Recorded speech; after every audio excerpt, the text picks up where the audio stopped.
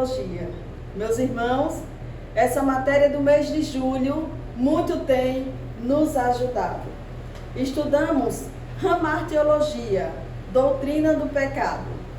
E hoje eu separei, o assunto de hoje está maravilhoso. Antes de adentrarmos nesse assunto, vamos para a nossa pequena introdução. Meus irmãos, essa matéria nos ajudou a entender quando teve o início do pecado. Como foi que o pecado entrou na humanidade? Aqui entendemos que Deus, ele faz um ser angelical e esse ser, ele tem um livre-arbítrio e o livre-arbítrio dos anjos é diferente do livre-arbítrio do homem, uma vez que eles escolhem, ponto. Foi o que aconteceu. Esse ser angelical decidiu fazer uma rebelião contra Deus, que o nome pecado, hamartia, quer dizer também rebelião contra Deus. Então ele faz essa rebelião e a Bíblia diz que junto com ele desce, cai uma terça parte dos anjos. Então, aqui não tem como esses anjos caídos, que agora são demônios, eles voltarem para Deus ou se arrepender. Não. Uma vez feita a escolha, ponto. O homem, ele tem a oportunidade de se arrepender. Mas com o ser angelical é diferente. Uma vez feito rebelião contra Deus, agora demônio. Assim teve início, deu origem ao pecado, em um ser angelical. Deus fez, e tudo que Deus fez era muito bom. Até que se achou iniquidade no ser angelical. Então ele tinha o livre-arbítrio, ele escolheu. E agora, o pecado, ele passa a toda a humanidade, entra na humanidade por meio de Adão e Eva. Adão e Eva, especialmente Adão, tinha um relacionamento onde o próprio Deus disse para ele: Adão, no dia que você comer, você vai morrer. Ele não entendeu bem isso, porque Deus estava falando da morte espiritual. E aí ele vai e come. Quando ele come, na mesma hora, ele sofre essa morte espiritual. O que é essa morte espiritual? Separação de Deus. Então agora, esse homem que Deus fez, ele está totalmente separado de Deus. E todos que nasceram depois de Adão e Eva, estão todos debaixo dessa condenação. Por isso que a Bíblia diz que todos pecaram e destituídos estão da glória de Deus. O homem sozinho não pode mais voltar a ter um relacionamento com Deus depois desse pecado. Então, agora esse homem que vive separado de Deus, ele não consegue ter mais um relacionamento com Deus. Então, o pecado entra na humanidade por meio de Adão e Eva. Já entendendo isso aqui, que não herdamos o pecado de Adão e Eva, não. Cada um é responsável pelo seu próprio pecado. Não existe isso de dizer, por mais que eu faça alguma coisa, eu não vou conseguir me livrar do pecado de Adão e Eva, porque carregamos o pecado de Adão e Eva. Não é bem assim. Não carregamos o pecado de Adão e Eva. O pecado deles é o pecado deles. O pecado não é um germe para passar de um para o outro. Não. Estamos tratando biblicamente do pecado. E o nosso Deus não é injusto. Tanto que quando a criancinha nasce hoje, ela não traz o pecado do seu pai e da sua mãe. Não traz. Porque o pecado não passa. Deus, ele não ia cobrar de uma criança o pecado do pai. Mas o que é que acontece? A Bíblia diz que depois que o pecado entrou no mundo, todos pecaram e destituídos estão da glória de Deus. Esse ser humano que nasceu hoje, existe a lei da consciência, enquanto é bebezinha, se morrer, vai morar no céu. Mas vai chegar a uma determinada idade que ele vai precisar escolher. E ali, eles, por ter a natureza pecaminosa, eles vão pecar. Não tem como o ser humano não pecar. Porque somente Jesus, ele tem o poder de tirar o efeito do pecado, de tirar o pecado.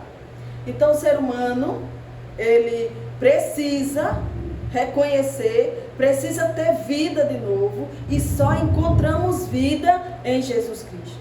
Então essa criança nasceu, não trouxe o pecado do seu pai e da sua mãe. Cada um é responsável pelos seus pecados.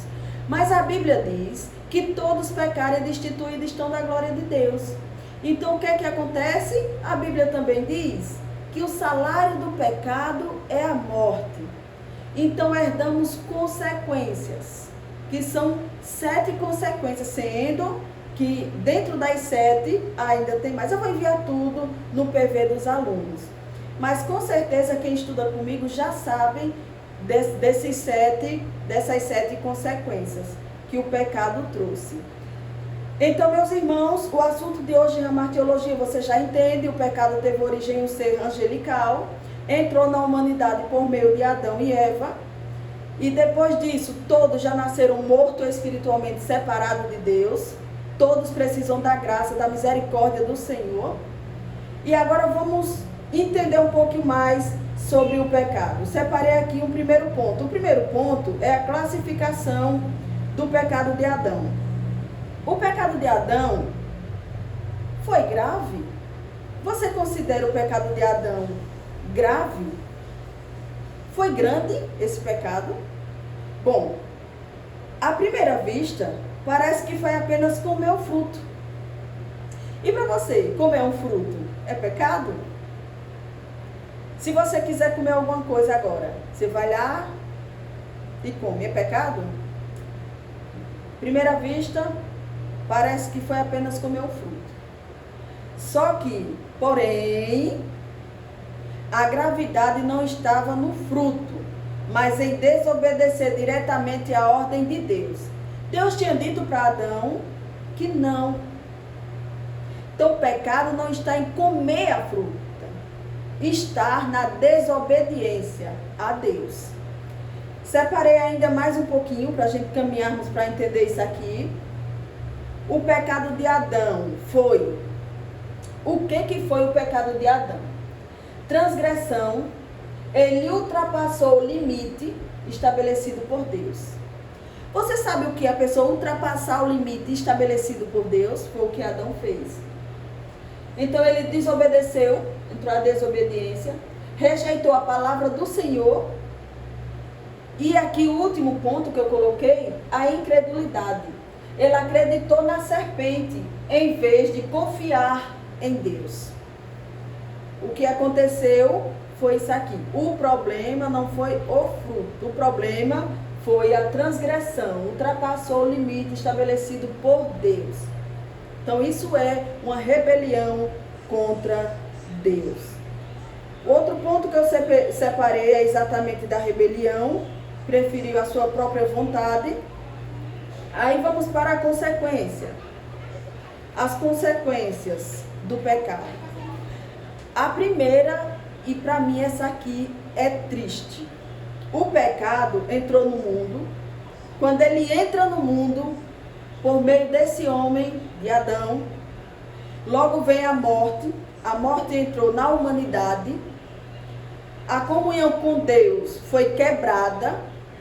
O homem foi expulso do jardim do Éden. Veja, Deus fez o homem, colocou limites para ele, ele quebrou tudo. E agora, por causa disso, vem o pecado quando entra, vem a morte, ele perde a comunhão e agora ele é expulso de um lugar que é delícia, lugar de prazer. Então, aí está a consequência do pecado. Agora, separei outro ponto. Foi Deus que teve a iniciativa. Então, Deus, ele procura o homem após o fracasso. O homem, o ser humano, é tão fraco que até depois que peca, Deus é quem vai procurar ele. Mesmo depois da queda, Deus chamou Adão. Onde estás? Eu sinto Deus. Deus procura Adão e diz: Adão, onde estás? Isso revela a graça de Deus, que busca o pecador. Meus irmãos, depois que o pecado entra, a humanidade agora precisa da graça. E Deus, ele é tão misericordioso que ele, na mesma hora que o pecado entra, Deus apresenta a graça. Veja que ele procura o homem em Gênesis 3, 9. Mas quando chega em Gênesis 3, 15, está a primeira profecia messiânica, dizendo: é da semente da mulher que vai nascer um, que vai esmagar a cabeça da serpente. Isso é graça. E isso é a graça de Deus. O homem, depois do fracasso, após o fracasso, o próprio Deus vai buscar o homem. Oh Deus, esse Deus é tremendo, porque ele vai lá buscar esse homem. O nosso Deus é tremendo. Segundo ponto, o Senhor os lançou fora. Gênesis 3, 23 e 24. A expulsão do Éden foi consequência do pecado, mas também um ato de misericórdia de Deus. Deus, ele não deixou que o homem continuasse lá. Porque se o homem continuasse, você pode continuar lendo aqui em Gênesis 3 até o 30. Se o homem continuasse lá no jardim, em pecado, ele ia meter a mão e ia comer da árvore da vida. No jardim tinha duas árvores. A árvore do conhecimento do bem e do mal, eles vão diretamente lá. Mas existia a árvore da vida. Então, Deus expulsa ele, não porque Deus é ruim. Deus expulsa porque sabe que o homem ia meter a mão e ia comer da árvore da vida, e assim o homem ia viver eternamente em pecado. Mas Deus é tão maravilhoso que ele chega com a sua graça e diz: não, a graça alcança esse pecador. Ele não vai comer da árvore da vida para ele não viver eternamente em pecado. A graça do Senhor alcançou Adão. A graça do Senhor alcançou Eva. A graça do Senhor alcança até o mais vil pecador. Ei!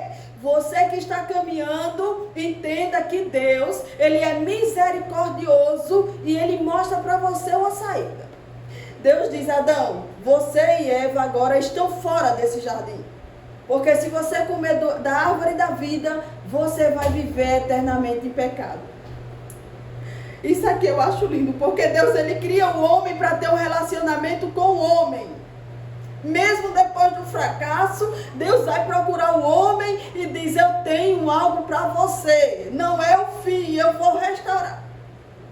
E o nosso Deus, ele chega com a graça. Em Gênesis capítulo 3, versículo 15. Meus irmãos, Adão e Eva, eles foram salvos.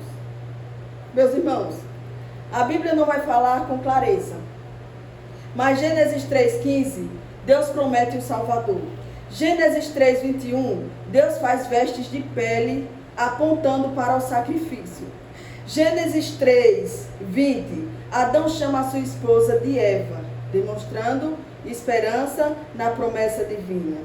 A conclusão dessa primeira parte: o pecado de Adão não foi simplesmente comer o fruto, foi uma grave transgressão contra Deus. Porém, onde abundou o pecado, Deus manifestou a sua graça, prometendo desde o princípio a redenção por meio de Jesus Cristo. Isso é lindo. A palavra de Deus vai dizer que o cordeiro foi morto antes da fundação. Conhecemos e sabemos que Jesus foi até o fim, até a cruz do Calvário. Mas, antes do homem pecar, nada pegou Deus de surpresa, nada pega Deus de surpresa. Deus não improvisou, não. Deus já sabia. E por isso que o sacrifício foi feito até mesmo antes de Adão e Eva pecar. Deus já tinha preparado a redenção. Louvado seja Deus. Isso é a graça. Isso é a graça. E agora que a graça de Deus te alcançou, meu irmão, precisamos andar no Espírito. Isso mesmo. E como é andar no Espírito? Vamos ver. Andar no Espírito, é isso aqui. Fundamentos da teologia vai nos ensinar. Viver no Espírito, nova natureza, habitação de Deus, santificação e conflitos diários, filiação e clamor. Então, para poder vivermos com Deus, o ser humano agora, ele vive nesse conflito entre o bem e o mal. Não é uma luta de Deus contra Satanás, Deus não briga com Satanás, não. Satanás, Deus dá uma ordem. Aqui é o homem. A partir desse momento, o homem agora, ele vive em conflito com o velho homem e com a natureza nova. Porque a palavra de Deus diz que eis que tudo se fez novo. Quando recebemos Jesus, temos uma nova vida. Então não estamos livres dos desejos, das vontades. Existe a natureza pecaminosa.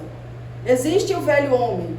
Então, aqui para poder entender o que é viver no Espírito, eu separei uns pontos bem interessantes. O primeiro ponto, viver no Espírito, eu coloquei as bases. Andar no Espírito, mas digo, andem no Espírito e não satisfaçam o desejo da carne. Gálatas 5,16. O fruto do Espírito. Mas o fruto do Espírito é o amor. Não são 9 frutos. Paulo diz, o fruto do Espírito é o amor. Quem tem o amor, o servo de Deus, a pessoa que tem esse fruto, que é o amor, aí, através desse fruto, serão produzidos os outros. Mas o fruto é o amor. O amor. Então, aqui entendemos que para poder andar no Espírito, precisamos buscar a Deus. Então, outro ponto aqui é a mente no Espírito, pois os que são segundo a carne inclinam-se para as coisas da carne, mas os que estão segundo o Espírito para as coisas do Espírito. Então o homem, ele precisa deixar que o Espírito Santo de Deus guie ele. Botei outro ponto aqui, meus irmãos. O ponto aqui, eu coloquei duas histórias. Primeira, um homem que está andando livre, e esse outro homem que nele ele está carregando o medo, o pecado, egoísmo, orgulho. Então tudo isso aqui o homem traz. O fruto do Espírito é amor, paz, alegria, domínio próprio. Então ser guiado pelo Espírito é o homem que vive fazendo a vontade de Deus e não a sua própria vontade. Fazer a vontade de Deus, quando você é guiado pelo Espírito, você faz a vontade de Deus e não a sua própria vontade. Andar no Espírito. Andar no Espírito é ser guiado completamente por Ele. Andar no Espírito, ser guiado completamente por Ele. De dentro para fora. E a gente já falou em outras aulas sobre o Pimplém e o Pleiróis. A gente já falou. Ser cheio de dentro para fora, que é viver sendo guiado, é ser cheio de dentro para fora. Então é o Espírito que guia você. E não de fora. Porque de fora quer dizer que a fonte está ao lado. Você precisa estar sempre buscando. Quando você é guiado pelo Espírito, você é cheio de dentro para fora. É o Espírito que guia esse homem. Eu coloquei aqui também como vencer a tentação. Primeiro ponto de como vencer a tentação, reconheça a fraqueza e busque a força em oração. Então, o primeiro ponto para vencer a tentação é reconhecer a fraqueza e buscar força em oração. Segundo ponto, desvie o olhar e evite as acusações do pecado. O diabo ele sempre vai vir nos acusando. Precisamos desviar e rejeitar. Evita as acusações do pecado. Por quê? Porque aceitou Jesus, nova criatura é. Terceiro ponto, mergulhe a mente na verdade de Deus. Então, quando você mergulha a mente na verdade de Deus, você vai vencer essas tentações e resistir o diabo. É o que a palavra de Deus diz. Você precisa resistir. Então, resistir é você viver pelo poder do Espírito Santo. Coloquei aqui um ponto que tinha separado. E hoje eu vou desmitificar isso aqui, que por muito tempo você já ouviu falar com certeza. Os humilhados serão exaltados? Lucas capítulo 18, versículo 14. É verdade que se alguém está te humilhando, se alguém está te machucando, Deus vai te exaltar por causa disso? Qual é a humilhação que Deus vai exaltar? É porque seu irmão está te humilhando? É porque você está sofrendo que Deus vai te exaltar? Vamos aprender agora biblicamente. Primeiro ponto. A jornada da humildade e exaltação no Espírito. O caminho do reino. Mateus capítulo 23, versículo 12. Diz assim. Essa aqui é a humildade voluntária. Atenção. Que tipo de humilhação Deus vai te exaltar? Vejamos. A quem a si mesmo se humilhar, será exaltado. Mateus 23, 12. Aqui já entendemos. Vejamos. E quem a si mesmo, não é alguém te humilhando, não é alguém te perseguindo, é você se humilhando. Que tipo de humilhação? Deus vai te exaltar. Não é autodesprezo, mas submissão a Deus e serviço aos outros. Outro ponto da submissão. Submissão de Jesus. Filipenses capítulo 2, versículo 8. A si mesmo se humilhou, tornando-se obediente até a morte, e morte de cruz. Cristo é o maior exemplo do esvaziamento total. Jesus não deixou de ser Deus. Ele abriu mão dos seus direitos prerrogativos. Ele abriu mão. Qual é o tipo de exaltação? Você já deve estar entendendo. É o se humilhar. Primeiro ponto. Reconhecer quem você é. Reconhecer quem você é. Qual o seu estado. Como você está diante de Deus. Esse é o tipo de humilhação que Deus exalta. Não é alguém te humilhando, não. Outra referência bíblica. A exaltação divina. Veja que o homem ele precisa descer, reconhecer quem ele é, para poder então o poder de Deus vir sobre a vida dele. Não é de qualquer jeito. Exaltação divina. Filipenses 2, do 9 ao 11. A do Senhor. Reconhecimento por Deus. Deus exalta o humilhado. Deus exalta o humilde. E no tempo certo, o oposto. No tempo certo, o oposto é. E o que é ser exaltado? O que é exaltar? Será humilhado. Então, esse aqui que se exaltar, será humilhado. Aquele que se exaltar, será humilhado.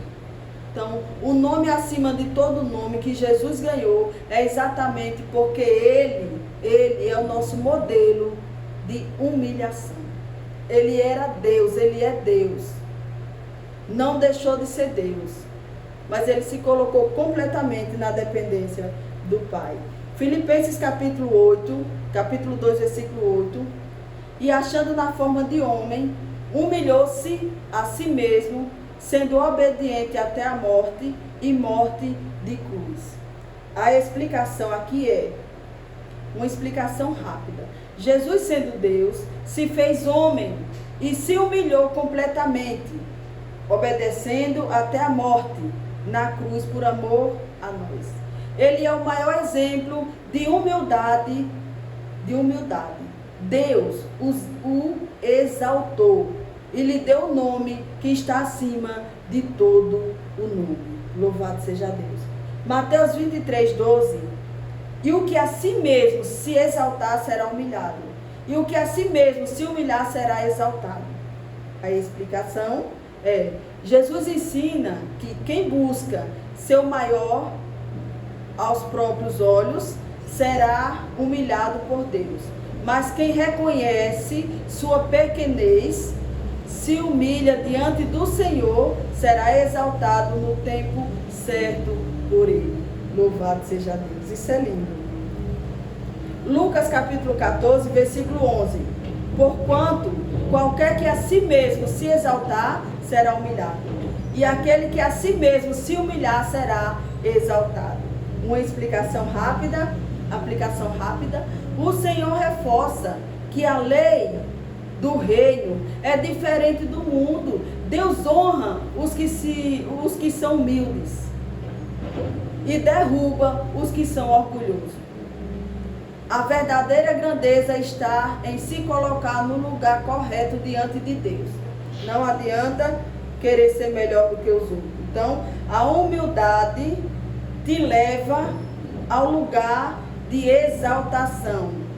Deus resiste aos soberbos, mas dá graça aos humildes. Então aqui entendemos que o nosso Deus, Ele dá graça aos humildes. Humilde é reconhecer o seu estado de pecado e entender que precisa de Deus. Deixei aqui esses dois homens subiram ao templo para orar. Lucas 18, do 10 ao 14.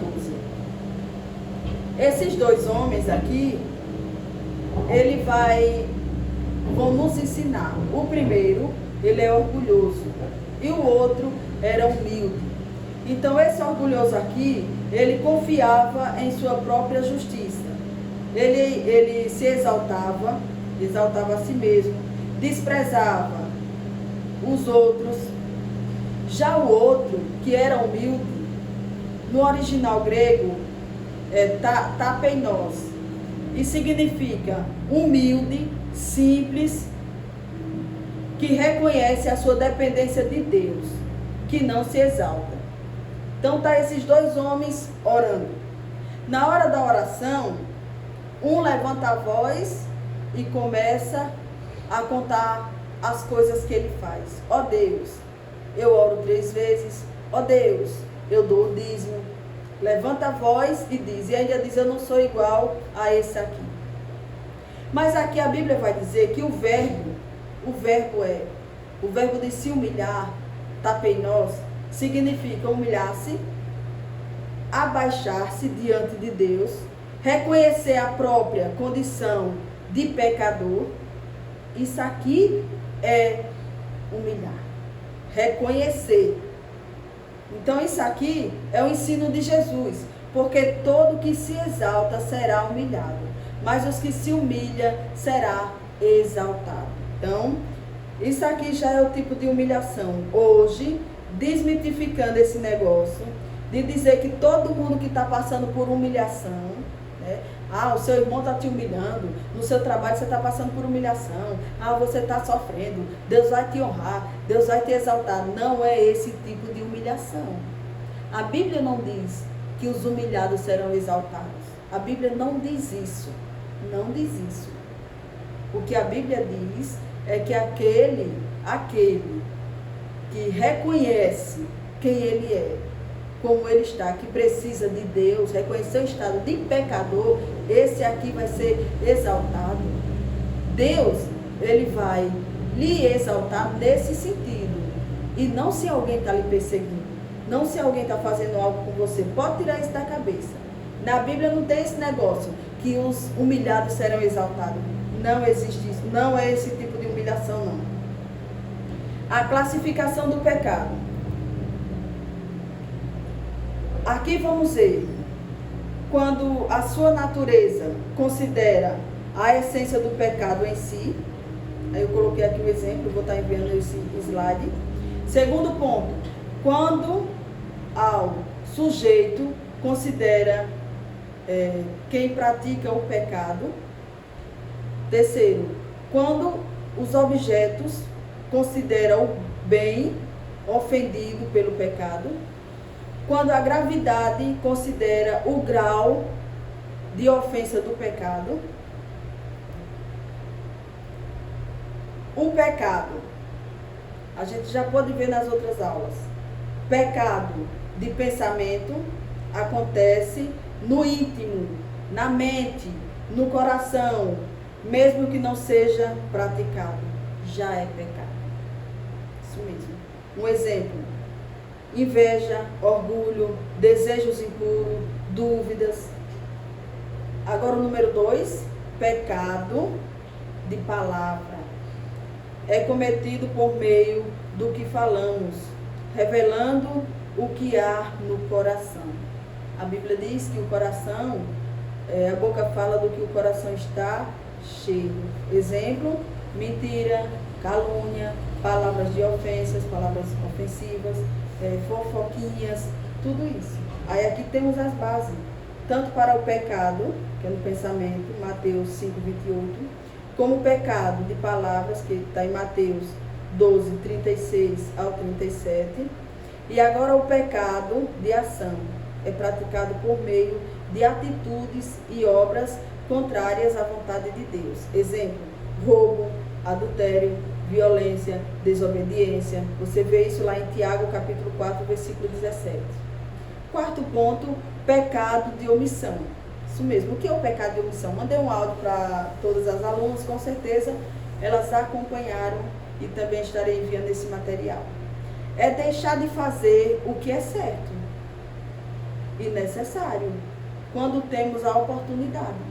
Então, o pecado da omissão é você saber o que é certo e deixar de fazer. Isso é o pecado da omissão.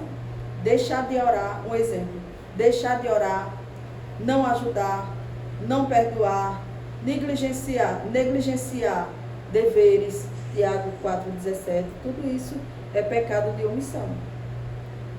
Agora, ainda eu vou colocar aqui esses pontos, vou enviar para vocês, quanto à natureza, quanto à gravidade, quanto ao objeto, quanto à forma, tudo isso. Vou estar enviando para vocês e acompanhando. A natureza do pecado. Essa natureza aqui, eu coloquei o pecado original, o pecado herdado de Adão, o pecado pessoal, o pecado cometido por escolha própria, o pecado social, o pecado que envolve e afeta coletividade, pecado venial, ofende a Deus, mas não rompe totalmente com ele, enfraquece a alma, pecado mortal. Tudo isso aqui eu vou estar enviando para você. Agora encerramos a nossa aula, pecado de Adão, já expliquei para vocês, mas precisamos colocar uma coisa em nossos corações: cada um é responsável pelo seu próprio pecado. Jesus, ele veio. Adão e Eva, antes de pecar, a palavra de Deus diz que o cordeiro tinha sido morto antes da fundação. Hoje, eu e você sabemos, conhecemos o sacrifício que Jesus fez na cruz do Calvário. E Jesus, ele faz esse sacrifício, morre no meio do teu lugar, para poder nos unir de novo com o Pai. Mas eu vou deixar uma reflexão para você. Cabe você, agora, depois de tudo que você viu, Jesus vem, paga um preço no seu lugar, te livra de uma condenação por causa dos pecados. Você vai continuar? Você vai continuar desagradando a Deus? Essa é a reflexão que eu deixo para você. Aqui encerramos essa matéria de Ramar Teologia, tudo sobre o pecado. Mas eu já espero você para a nossa aula de número 7, a matéria de número 7, que é Soteriologia, Doutrina da Salvação. Que Deus abençoe, em nome de Jesus.